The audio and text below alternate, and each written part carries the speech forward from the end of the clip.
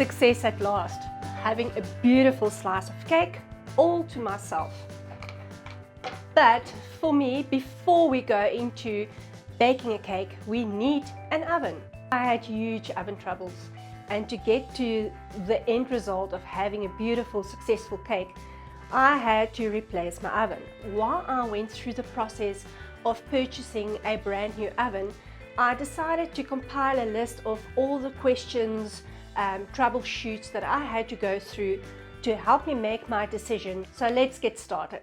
The first question that you need to ask yourself when purchasing the new product is to ask the supplier what their return policy are. Will they replace the unit completely? Is it going into the repair workshop, or will they then refund you 100%? When I purchased my first oven, I had a problem. Within the first 24 hours, I realized that this oven had very bad hot spots, and they said to me, sorry, I had to bring in the oven and then they will send it into for repairs. To me, I feel that I spent so much money buying this product that really they need to either replace it with a brand new product, or they had to give me 100% my money back.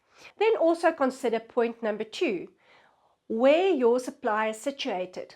Because me, living out in the countryside, I really have trouble to get after sales and have technicians coming out. When I bought my industrial oven, I never realized it is using a 3-phase electricity power supply.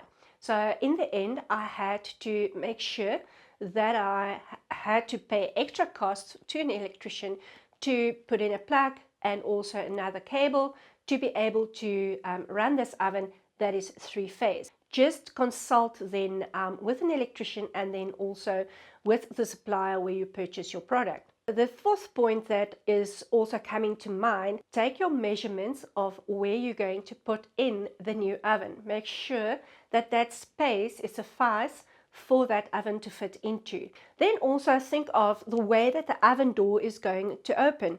Is it going to open from the front, falling over, or is it going to open at eye level to the left or to the right? Especially to think of that when there's cupboards or even entrance doors close to your oven. That can also have an influence and hampering you from opening up the doors properly. Also, your installation of your new oven, you have to consider things like, is it close to a cupboard that has a lot of movement going on?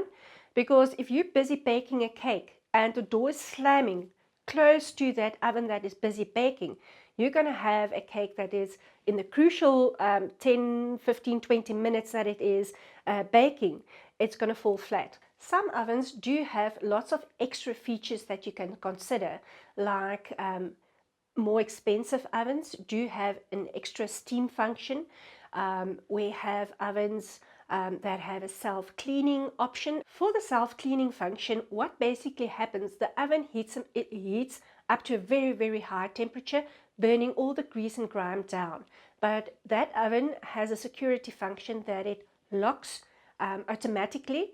It's almost like a pressure cooker, and when the time is ready, it just unlocks again. Ask them if there's extra oven racks that you can purchase, especially for us here in South Africa that loves baking rusks and we need some space to dry the rusks afterwards, just to make sure that they can supply you with an extra oven rack. Quite often I do get the question, what type of energy supply do I buy? To me, I always say to the readers, rather sit down and see where you're going to get your constant supply of energy from. Because I'm living out in the countryside, I need to have gas, and gas is readily available in my area. But when we look at gas ovens, or complete units with the hob and the oven included, this unit works with power supply. The power supply is where the electrical spark comes from to supply the gas, then that little spunk to get the gas going, to fire it up. So you need to understand that there is still a support for that. There is some ovens that do come with a battery system that you can pre-charge and have that onto the oven, and then once the power goes down, you know that you will be able to fire up your oven and continue as normal. The next point for gas is what your budget is going to allow you to purchase, because you do often get gas ovens without the rotating fan that is circulating hot air. Those type of ovens is much cheaper, and lots of complaints that I do have with those type of ovens is that the baked product isn't as brown. In the question and answer section, I will discuss with you how to fix that. By introducing a fan to the whole system, more hot air is circulated through the oven and less gas is being used, and the product will then get a more brownish color in gas stoves if you introduce then the fan. So those type of ovens also heats quite faster. Now that is then the points for you to consider when buying then for gas stoves. Moving on to electrical ovens and the choices there, the new generation ovens has a few functions that you can utilize. The first one is your conventional way, where only the elements at the top and at the bottom is working, or we can work with fans. Now there's the fancy words that we use is fan assisted, thermo fan, convection oven. That is then for this category of where fans is utilized. Now, there's a few points that you have to remember when working with a thermofan or a combination oven, is that thermofan tends to be hotter, and then there we need to drop the temperature at which we are baking with at least 5 degrees centigrade. Now, for all my recipes that you are using on the internet and also in my recipe book, please consider my altitude at which I am baking, and that is 354 meters above sea level. That will also help you to have successful baking when you are using my recipes. I constantly have people telling me there's problems. I had a huge headache with one of my readers living in the Netherlands, and they are underneath sea level. So we had to do a lot of things, and looking into raising agents, moisture content, protein content of breads. So we had to adjust that. So just make sure for all my baking and recipes, we're working at an altitude of 354 meters above sea level. We're going on to the question and answer section. Now, a concept that I want you to understand is how product is baking in the oven.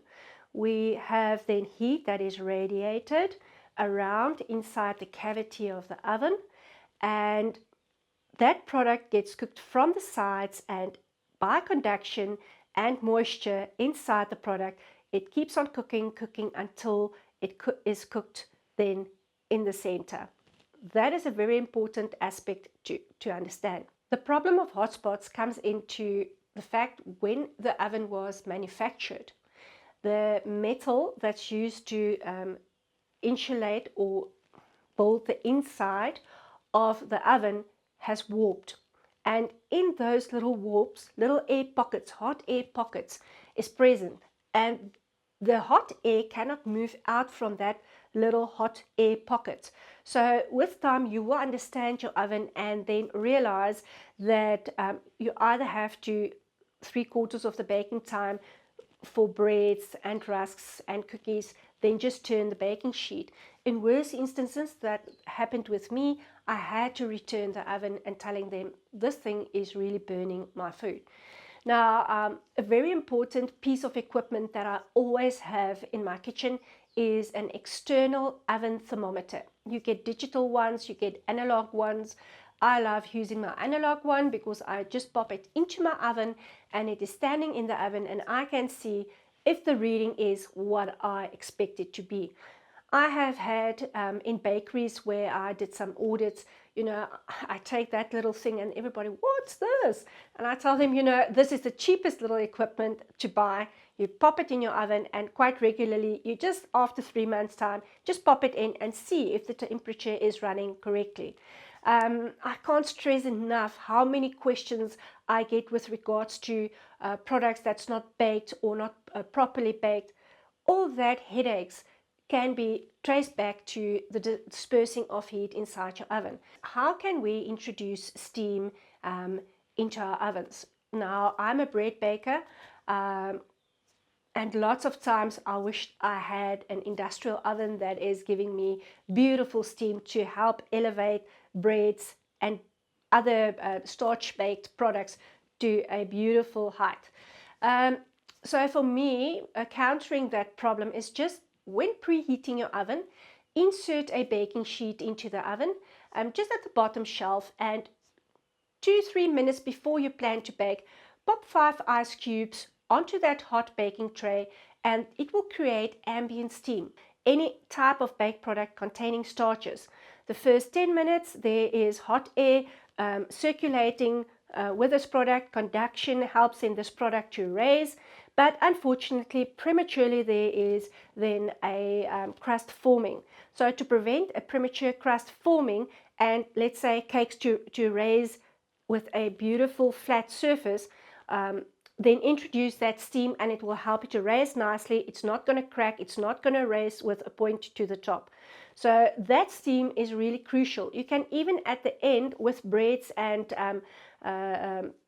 brioche type of doughs, you can introduce there then the last 5 minutes again a little bit of steam, just adding then 5 more extra ice cubes. The next section that we're going to cover is then how to brown food in a gas oven. That's one of the most complaints that I get with regards to gas. So for me, when we are doing baked goods especially, then I take egg yolk to glaze this product, because egg yolk contains fats, a high percentage of fat, and then some protein that will eventually, while baking, that will settle in, and then with the Maillard reaction, we're going to have then extra browning that's going to take place. So the recipe then that I use is 1 egg yolk, 4 tablespoons either milk or water, depends, it's your choice, and then a pinch of salt or a pinch of sugar, depending on if it is a sweeter bread or a more salty bread that you're going to bake. One word of caution: when painting the glazes onto the breads, make sure that it is not dripping. It's really just a beautiful dash going over and not having this drip going down.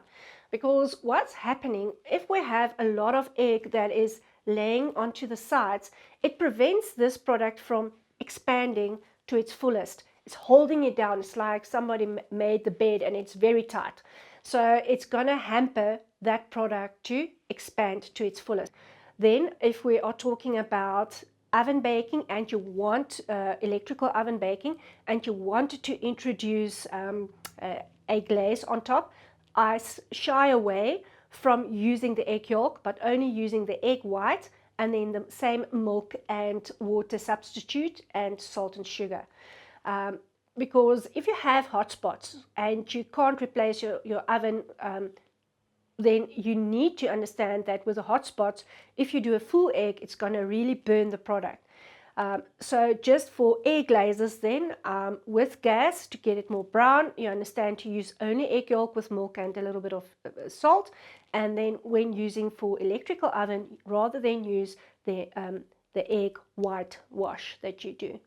I love baking pies, and a wonderful secret that I can share with you guys is when I am busy rolling and doing my blind baking for, let's say, a chicken pie or a Cornish pie, and you want to prevent the bottom from going soggy, and that's also for tarts. If you are doing tarts, the same rule applies. We are going to do like a waterproofing to prevent the base from going soggy.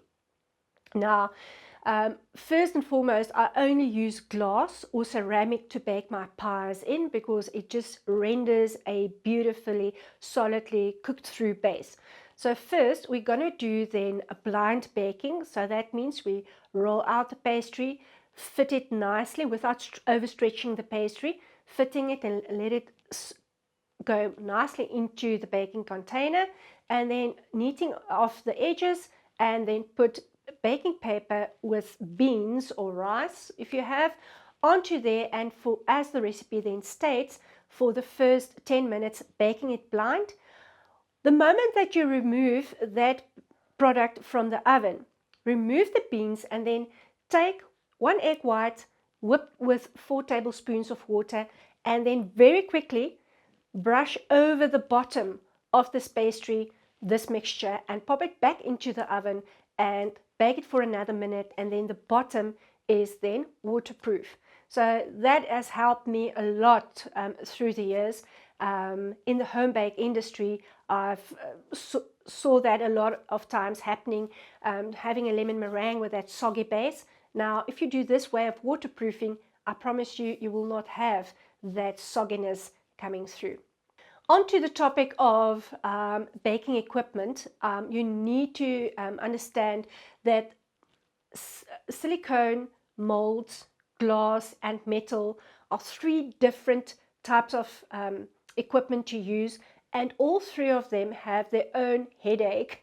And if you think of the poorest of conductors is silicone. There's no conduction taking place there. Glass is also it's not as bad, but it's also a poor conductor of heat. And then your metal baking equipment that you work with is the best. So thinking of from bad to from best to better, when baking in your metal containers, you will know then that that will bake the proper time that it is supposed to bake. Go back to silicone, there you're going to add at least 50% of extra time to bake in silicone when you're baking gas and or in electrical ovens, because of the fact that it is a poor conductor of heat. But also in the same voice, when we bake with silicone, also to bring your temperature down, because we're going to increase the time, we need to take the temperature down with at least 10 degrees centigrade. I have purchased a silicone mold that fits into a metal pan, and I've experienced that with this mold fitting into this metal pan, that the heat conduction is better. So the cake baked really nicely through, and it was cooked by the normal time. If you do not have that insert that I've purchased, the whole complete unit, you need to then do the alteration as I've explained. And unfortunately, if you go into the shops, the bakery shops, they have beautiful silicone molds, but they don't explain to you that there's conduction problems. Then rather, if you can just put the silicone containers that you're baking in onto another cake tin it might fit into, or onto a metal baking sheet, rather do that. When we go on to glass, as I've said, for pastries, it bakes beautiful. You render beautiful crusts.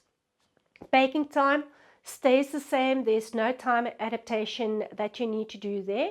We're going on to metal. Now, metal, as I've said, is a very good conductor of heat. I've seen the other day, I got as a gift a double insulated baking sheet, and unfortunately, I didn't read the inscriptions that cookies, if you use those type of baking sheets, cookies bakes longer. So you need to at least add another 3 to 5 minutes extra baking time when you are doing biscuits and cookies. Taking care of your baking equipment is very, very important. Silicone, make sure that it is super dry, and take just an extra kitchen towel just to make sure that all the moisture is soaked up before you store it. Otherwise, it can turn moldy. I kid you not, it happened to me, so I will not make that mistake twice. And I rinse my silicone molds in a very strong salt water just to make sure that all the grease, and a little bit of vinegar just to make sure that it is properly clean, and then just dry it with using the kitchen towel. If going on to glass, there's no special treatment for glass. If you see cracks, please don't bake in that. It will crack during the baking, and you will have an oven floor filled with cake batter. Then metal, just wash, rinse, and let it dry inside your oven that is busy cooling down, so that you ensure that there's no rust that's going to form if there's moisture still present, and you stack your baking sheets on top of one another. For me, in my kitchen, I don't stack my baking sheets on top of one another. I let them sit up straight so that I know that if there's any moisture present, that it can run through. Because if I'm busy baking a lot, especially when I have my cooking classes going on, 12 people coming for class using 3 pans each, make the sum. So to stack it on top of one another is not a good idea. I had such a laugh the other day. A friend of mine, she took me a picture, she sent it to me. Her whole kitchen is covered in white. And I said to her, what happened here? Because it seems as if the icing sugar has exploded all over the kitchen. No, she laughed. She was doing this baking, I don't know how to call it, but it's a fabric collar that you put around the cake tins, the metal cake tins. So she followed the whole process and put it around, and I think she just forgot about it. And then when she came back, the oven overheated and it exploded. So it's got a white compound, as you will get in the fire extinguishers, and it put out the fire by itself. Please, people, be safe when using your ovens, and think for yourself, is it a safe practice putting fabric into an oven? If you want to do the collar thing, then rather take tin foil and wet some paper towels, put it into the tin foil and fold it and roll it up, and then tie it around the baking sheet so that then that will act as a double insulation. But no exposed parts of materials that can easily catch fire. Then also think of introducing something like a pizza stone. I have a rectangular one fitting into my oven, and when I do flans or cakes with a loose collar that you have to snap into place, to prevent then from that cake batter from seeping out, or even baking then the quiches, so that that egg also is not running out. Then put it into a baking sheet on top of that pizza stone, and that immediate heat that you get from that stone that's been preheated with the oven will seal off the bottom, so you won't have any batter that seeps out from your baked good. I saw that many years ago with travels overseas, seeing bakers working, and it was amazing to see these people making plans. So that is safer ways then to ensure even rise in your baked products. Oven rack heights is another question that I often get with ovens that has the fan going on there. That radiates the heat the whole time through the oven. So you can put your oven rack on any level in your oven because of that rotating air.